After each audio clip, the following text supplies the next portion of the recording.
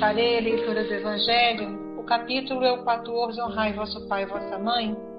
O item é o 6. Eu vou ler somente o primeiro parágrafo, por conta do tempo, que diz assim: necessidade da caridade, segundo São Paulo. Ainda que eu fale todas as línguas dos homens, e mesmo a língua dos anjos, se eu não tiver caridade, sou apenas como bronze que soa ou símbolo que retine. E se eu tivesse o dom da profecia, e penetrasse em todos os mistérios, e tivesse uma perfeita ciência de todas as coisas, e ainda que eu tivesse toda a fé possível, até a de transportar montanhas, se eu não tiver caridade, nada sou. E quando eu houvesse distribuído os meus bens para alimentar os pobres, e entregado o meu corpo para ser queimado, se eu não tiver caridade, isso de nada me serviria. Vou convidar a todos nesse momento. Graças a Deus, aqui estamos retornando essa oportunidade de estudo, pedindo a Deus para que a sua misericórdia envolva todos nós, encarnados e desencarnados que aqui nos encontramos, implorando a esse Pai generoso e amigo que nos fortaleça a fé, a esperança, que nos dê força e a coragem para conseguirmos superar as dificuldades do dia a dia, e que os nossos irmãos que passam por essa dificuldade, Senhor, esses momentos de tanta dor através do suicídio que vivenciaram, que eles recebam neste momento, Senhor, as nossas melhores vibrações, e pedimos a Deus para que a sua misericórdia possa alcançá-los onde eles estiverem, que Maria de Nazaré possa acolhê-los em seus braços fraternos, estimulando-os para essa nova caminhada, porque certamente cada dia é um novo dia de despertamentos e de oportunidades. E aqui estamos, Senhor, implorando o teu auxílio, a tua proteção e as tuas bênçãos de paz, para que possamos aproveitar de melhor maneira possível este momento de estudo. Que Deus, com a sua infinita misericórdia, nos proteja a todos. Que nossa bondosa irmã Dona Ivone receba o nosso agradecimento sincero pela oportunidade que está nos dando. E de igual forma, esses espíritos amigos, trabalhadores da tua seara, Senhor, que estão todos nos dando a possibilidade de juntos aproveitarmos este momento nessa encarnação abençoada que estamos vivenciando. Que seja em nome do teu infinito amor, Pai. Agradecemos por tudo e pedimos a permissão para início do estudo. Graças a Deus, Senhor, que assim seja, graças a Deus. Mário, querido, como é que você quer que faça? Posso passar para você ir lendo? Um beijo no coração de vocês. Boa noite a todos. Comunhão com o alto. Disse então Jesus estas palavras: graças te rendo, meu Pai, Senhor do céu e da terra, por haveres ocultado essas coisas aos doutos e aos prudentes, e por as teres revelado aos simples e aos pequeninos. Anotação de São Mateus. Em qualquer lugar que se acharem duas ou mais pessoas reunidas, em meu nome, eu estarei entre elas. Anotação também de São Mateus. Não obstante, a eficiência de métodos tão apreciados, mesmo no recinto do hospital, e mais ainda entre os asilados do isolamento do manicômio, existiam aqueles que não haviam conseguido reconhecer ainda a própria situação com a confiança que era de esperar. Permaneciam atordoados, semi-inconscientes, imersos em lamentável estado de inércia mental, incapacitados para quaisquer aquisições facultativas de progresso. Urgia despertá-los, urgia chocá-los com a revivescência de vibrações animalizadas a que estavam habituados, tornando capazes de algo entenderem através da ação e das palavras humanas. Nós vemos aqui, vamos dar uma paradinha. Nós vemos aqui esses companheiros, a maneira mesmo daqueles doentes psiquiátricos que estão em alto grau de confusão, que não conseguem perceber o mundo fora dele.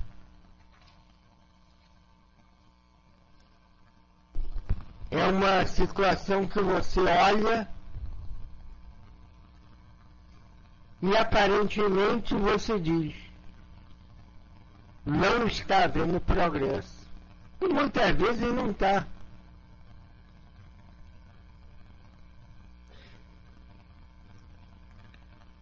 E sabe que como encarnado, toda vez a gente está na provação, né? Está servindo para o espírito. Embora aparentemente não haja progresso, ou pouco progresso. Mas entre o desencarnado é pior.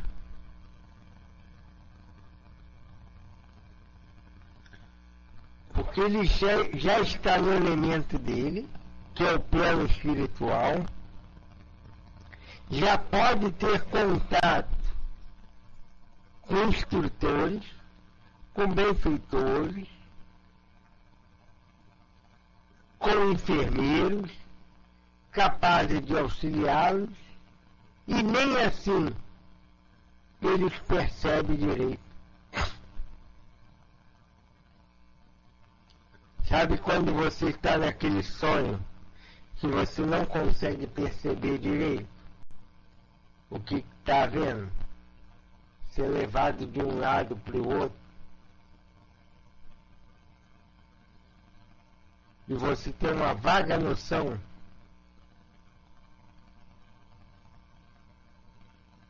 eles têm uma mínima noção, ou quase nada.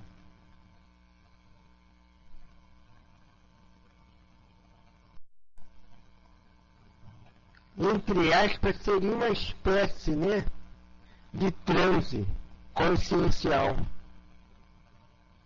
em que as lutas deles são tantas, as dificuldades deles são tantas, que eles, de certa maneira, enlouqueceram. Não conseguem interagir com o meio externo. Doloroso isso, né? Imagina, estar do lado desses benfeitores todos e não os perceber. Não os perceber como tal, nem perceberem que estão numa região de socorro.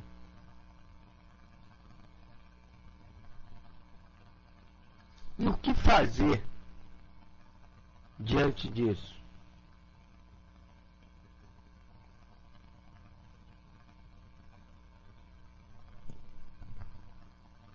Eles vão dizer aqui o que fazer. Era necessário chocá-los com a revivescência de vibrações animalizadas a que estavam habituados, tornando capazes de entender através da ação e da palavra humana. Como fazer esse choque?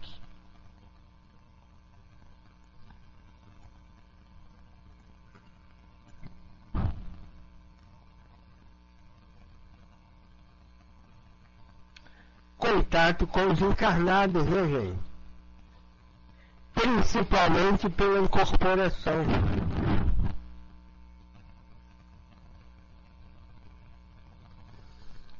É o que o pessoal de outras denominações espiritualistas que lidam com o espírito chamam de choque anímico.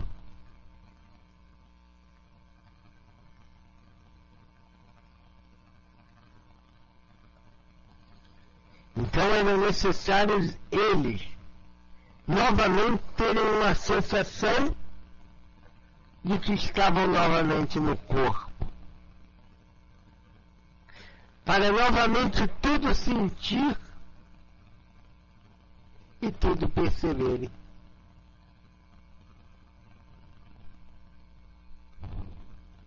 Para poderem ajuizar novamente sobre a situação que eles se encontravam.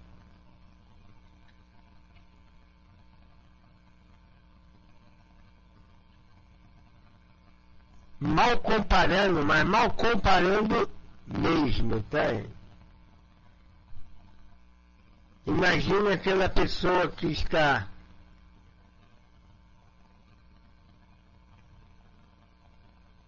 embriagada, meio sonolenta,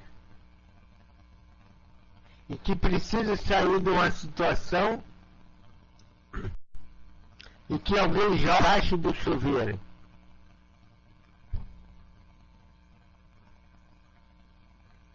Do banho frio, né?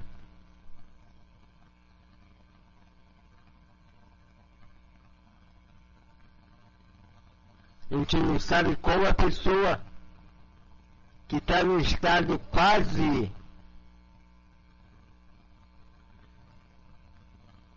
comatoso, né? Como a gente diz, como ocorre, aquele choque faz com que a pessoa, pelo menos naquela hora,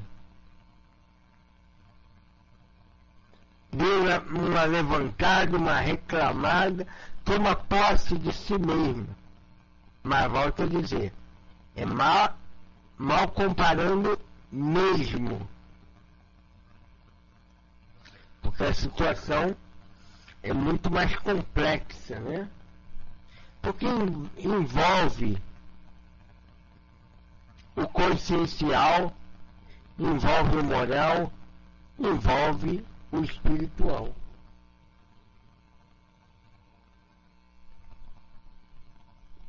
Que fazer se não chegavam, continuando aqui,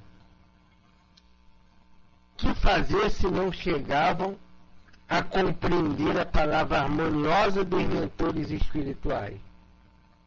Tampouco vê-los com o desembaraço preciso, aceitando-lhe as sugestões, muito embora se materializassem eles quanto possível, a fim de mais eficientes se tornarem as operações. A augusta protetora do Instituto tinha pressa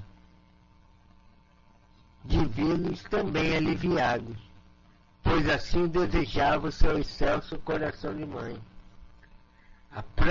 O próprio espírito de Maria de Nazaré, tinha pressa, tinha um interesse acentuado, né? O pressa aí é um interesse acentuado de vê-los aliviados. Porque obnubilados do jeito que eles estavam vivendo um pesadelo constante, íntimo. Já não tinha mais aquela visão externa, mas o desequilíbrio interno ali estava.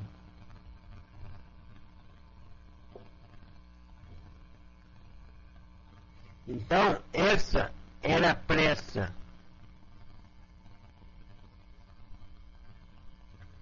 que a generosa benfeitora, dirigente da instituição,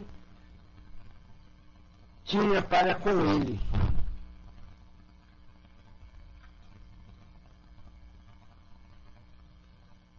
Não era pressa de sair correndo.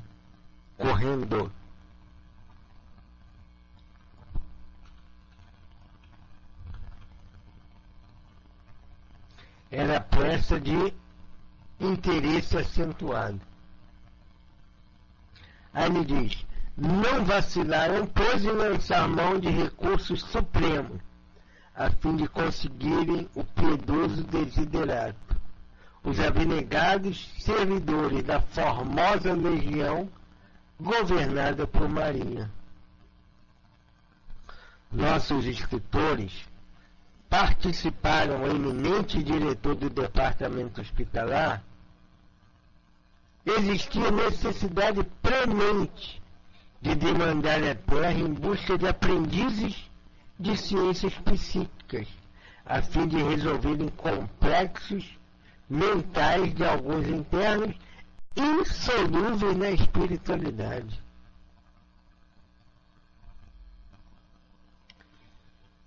Então, olha, o respeito à hierarquia, né? A hierarquia no plano espiritual não é a coisa da terra, né? Eu tenho que notificar o outro porque o outro manda, o outro é capaz de agir contra mim. A hierarquia aqui não. Era o respeito pelo serviço alheio. A disciplina de serviço. Então eles, Romeu e Alceste, vendo que eles não melhoravam, vai até o diretor do departamento e fala, temos que ir para a terra. Buscar quem? Aprendizes de ciências psíquicas, a fim de resolverem complexos mentais de alguns internos insolúveis na espiritualidade. A gente acha que no plano espiritual o benfeitor pode tudo, né? Que não encontra problemas, que não encontra lutas.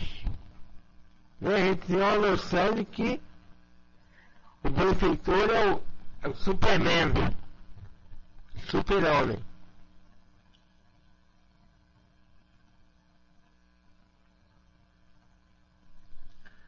Quando, na verdade,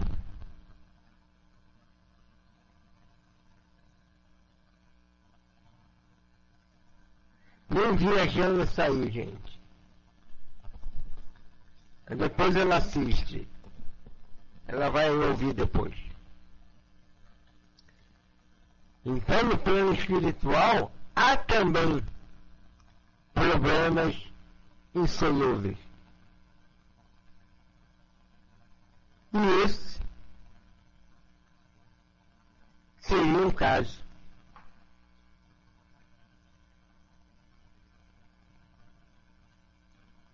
Que somente a ação magnética no plano espiritual não surtiria efeito. Era necessário buscar os aprendizes de ciências psíquicas. Quem são esses? Os médios, gente. Os médios.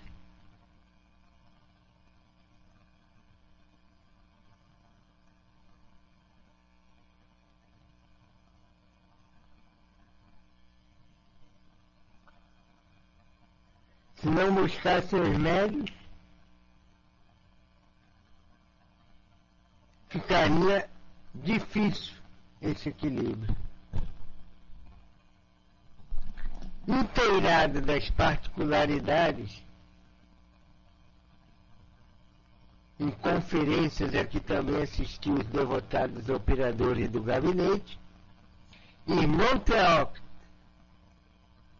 nomeou a comissão que deveria, sem demora, partir para a Terra a fim de investigar as possibilidades de uma eficiente colaboração terrena.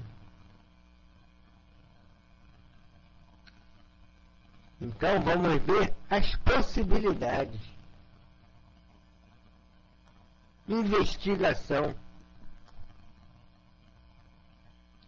Procurar os meios, avaliar as circunstâncias. Por quê? Porque tudo muda. Por certo, eles já tinham o nome de um montão de médio e de um montão de centro. Mas a cabeça da gente como médium muda. Hoje é um problema familiar que nos desestabiliza. Amanhã é um problema de trabalho.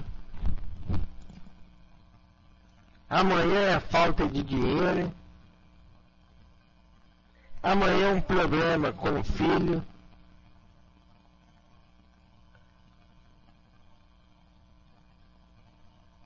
Amanhã é um problema conjugal, que são tantos, que são poucos os médios numa situação dessa delicada, talvez sendo outro tipo de espírito daria, mas sendo uma situação dessa delicada demais, porque vai lidar com seres em situações amargamente especiais, era necessário investigar as possibilidades de uma eficiente colaboração terrena. Complexo demais, né? E essa é uma parte que toca muito a todos nós médios. Todos nós médios.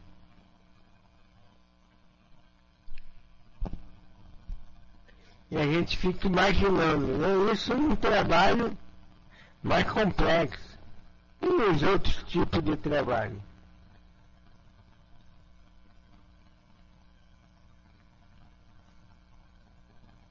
É claro que terá sempre um rigor, né? Mas o rigor vai depender do tipo de tarefa daquele momento.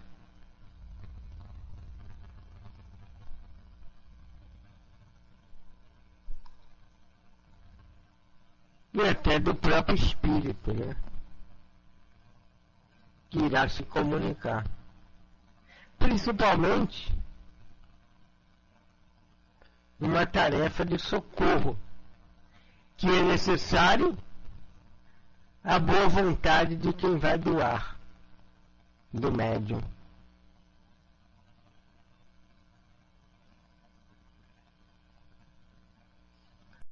Nós, como médios, nos colocar,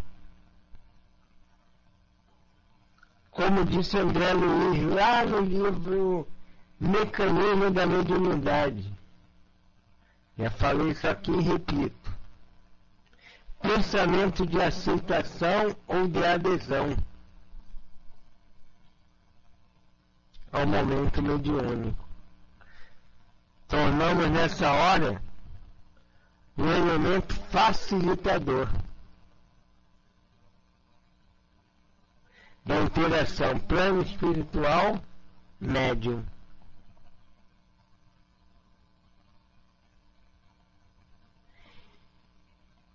E diante disso aqui ele diz assim: expedindo até óbito, começou lá com Romeu e Alceste, vendo as dificuldades dos gabinetes afeitos a ele, e eles notificou a Teócrito que expede uma petição de assistência ao Departamento de Vigilância, pois a este gabinete, como sabemos, achava-se afeto o movimento de intercâmbio entre nossa colônia e os proscênios terrestres. Olivier de Guzmán, com a presteza que caracterizava as resoluções e a ordem de todos aqueles núcleos de serviço, pôs à disposição de seu antigo colega de prélios beneficente o pessoal necessário, competente para a magna tentativa, ao mesmo tempo que solicitava da seção de relações externas indicações seguras quanto à existência de agremiação de estudo e experiências psíquicas reconhecidamente sérias, assinalada pelo emblema cristão da vera fraternidade de princípio, no perímetro astral enfaixado por Portugal, Espanha, Brasil, países latino-americanos e colônias portuguesas, assim como as fichas espirituais dos médiuns, as mesmas congregadas.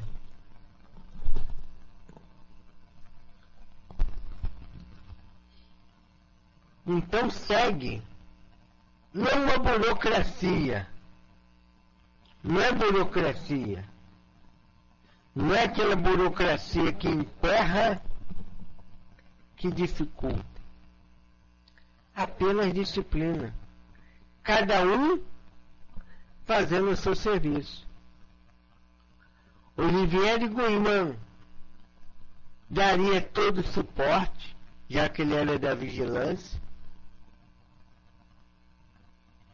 disponibilizaria pessoal competente, mas antes solicitou aquele departamento responsável pela trazida dos espíritos, pelo contato espiritual da colônia com o plano terreno,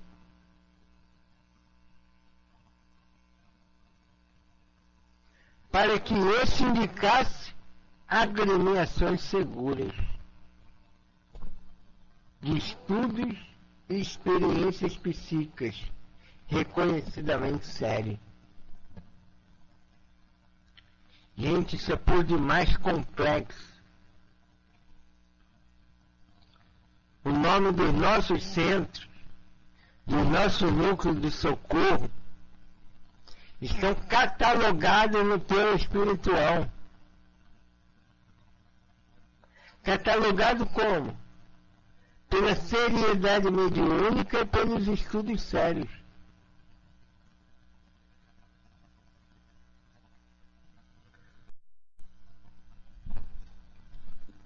E também as fichas espirituais dos médiuns, as mesmas congregadas.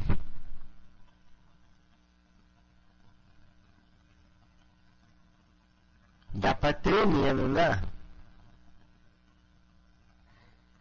Imaginando os benfeitores puxando a nossa ficha.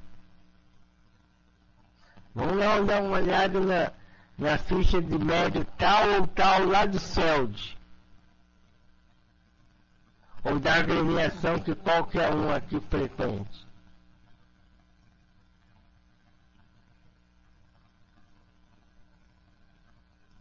Como é que eles vão nos avaliar? Nós vamos ver isso. Mas como é que deve ser? Sem a gente avançar. Vai ver do nosso progresso. Vai ver da nossa boa vontade. Vai ver das nossas possibilidades orgânicas, da nossa saúde mental.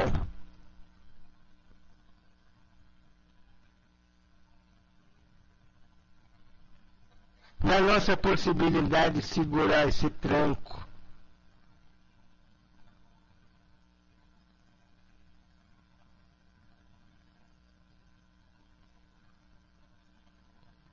Tudo isso, né? Tudo isso, Lúcia. Muita responsabilidade nossa.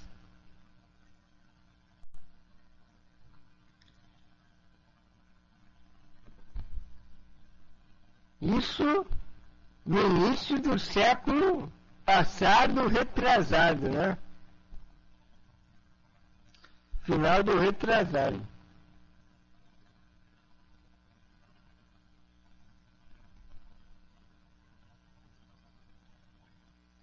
Quando aqui a gente anotava tudo em papel ainda. Lá já devia ter um mega computador.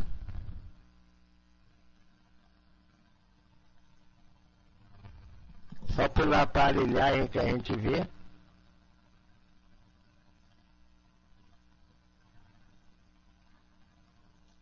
E aí vemos que Jesus trouxe ensinamentos para sempre, né, para nós.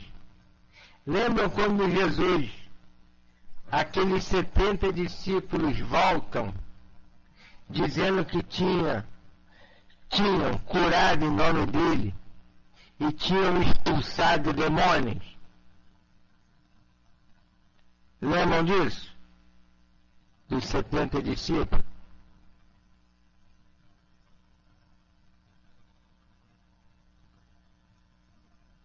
Lembra ou não?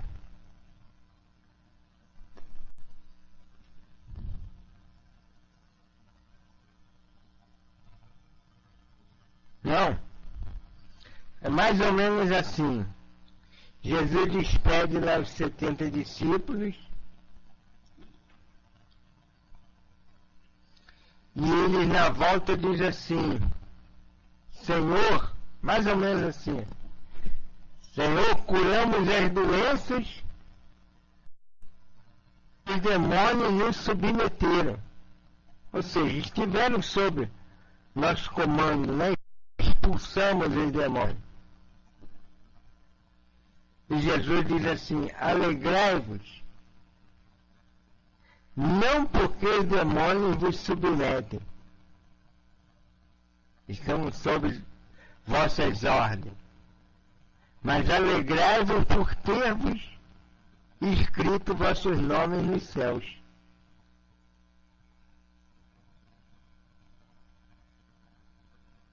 Terem escrito vossos nomes nos céus. O que é isso? Se não esse catálogo, essas fichas espirituais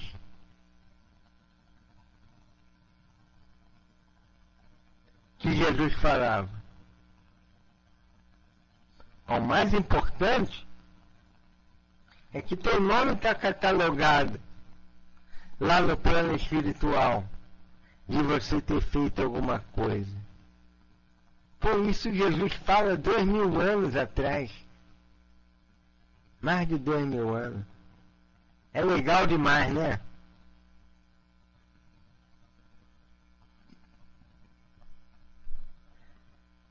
Legal demais a gente saber disso. Então cada um de nós, não aquele livro negro que a gente imaginava, né? Que Deus estava anotando todas as nossas ações. Lembra quando a gente era criança? Alguém fazia alguma coisa contra a gente. Nossa mãe, nosso pai diziam que Deus estava escrevendo tudo num livro. Não é isso.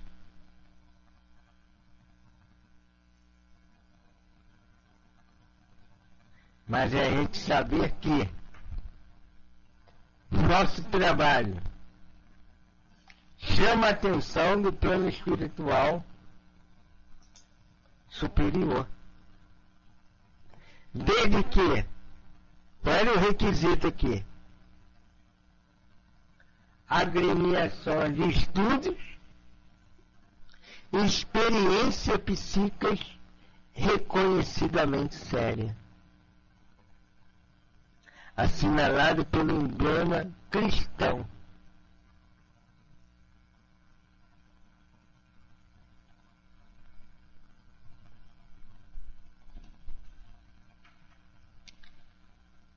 Então seriam médios, para eles serviria aqueles médios que realmente estivessem no esforço cristão, estudando e utilizando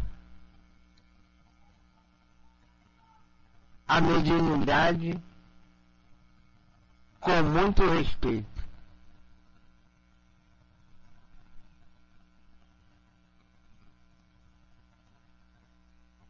Nós ficamos assim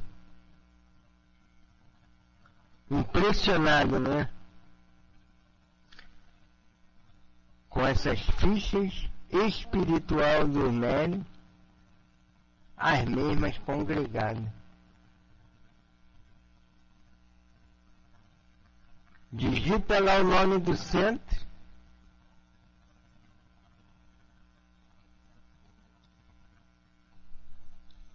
O benfeitor. Aparece lá o nome dos médios. E aparece a folha de serviço e as possibilidades de cada um. Então a Wikipédia vai ser a Wikimédia. O Wikimédium.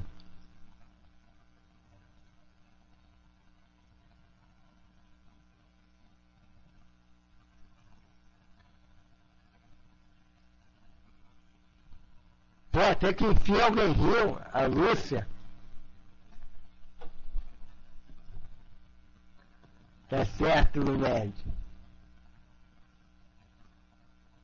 Porque facilita, né, isso aí, o plano espiritual.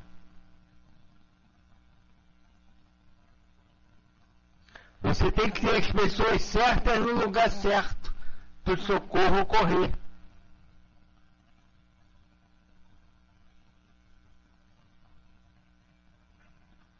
Ainda mais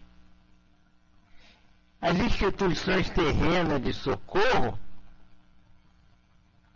estão comprometidas, né? As pessoas têm que estar comprometidas, como disse N.D. Dias. As instituições terrenas, embora de maneira imperfeita ainda, caminha para isso, né? Já existe os socorristas, já entram em contato, pelo menos era para ser assim, né? Entra em contato com o hospital que tenha o especialista para aquele tipo de lesão, por exemplo, um trauma, onde precisa de um neurocirurgião. Já se tem o nome, o local, o número de vagas.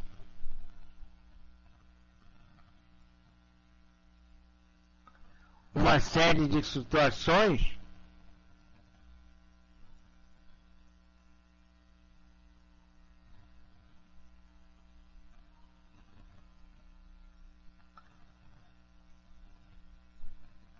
que favorece um socorro certeiro. Ainda não é como a gente imagina, não vamos comentar nem as causas, né? Nem os interesses aí escusos que podem ocorrer. Mas é um começo, né? De começar a imitar o plano espiritual. Vai demorar bastante, vai. Mas é um começo. Alguém já está pensando nisso. Então nós vemos o plano espiritual como um sistema organizacional. Ih, não vai sair a palavra, não vai sair. De organização.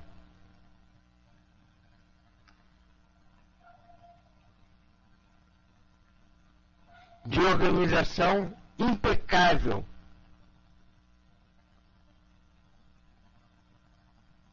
Que consegue prever determinadas situações por fazerem um planejamento. Ok, mano?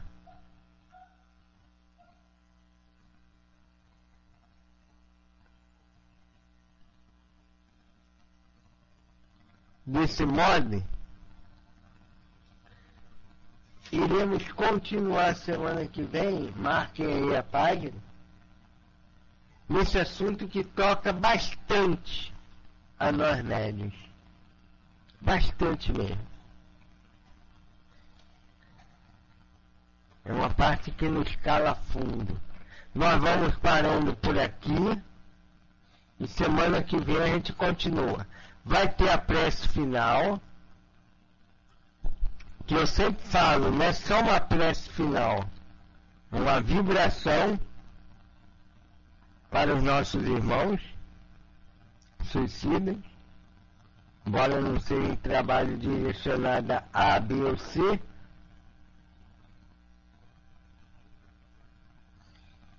e também a mensagem do plano espiritual que a nossa diretora Mano irá colocar, ok?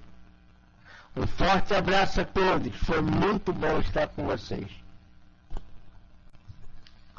Rogamos a teu coração generoso que tu nos abençoes a noite de hoje e que envolva também, Senhor, os nossos irmãos suicidas, aqueles que porventura estejam no raio de ação na nossa ajuda. Fortalece, Senhor, o desejo deles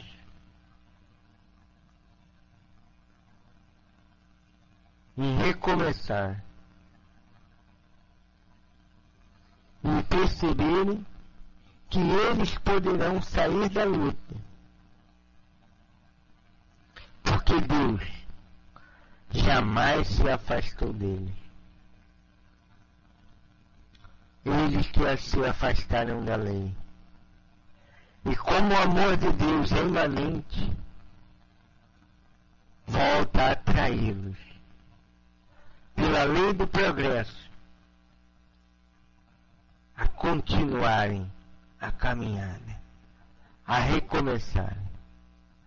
Envolve então, Jesus, a todos eles e a todos nós em nossas lutas, Mestre. Para que diante delas, Senhor, reclamemos menos e nos fortaleçamos mais.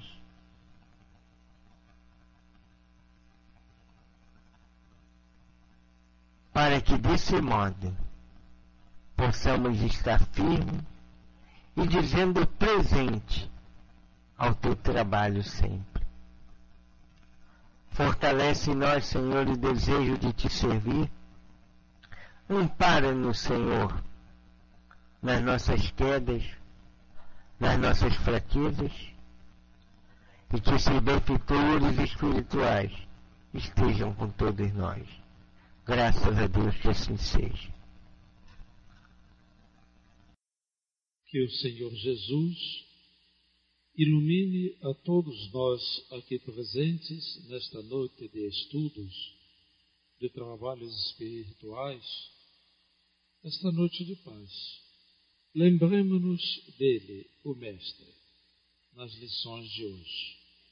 Ao perguntar-lhe como seria a perfeita oração, Jesus, rememorando a figura de Deus, o Pai, lembrou a todos nós, na prece por demais conhecidas de todos os cristãos, que Deus era principalmente o Pai Nosso e inicia a prece justamente através destas palavras, o Pai Nosso.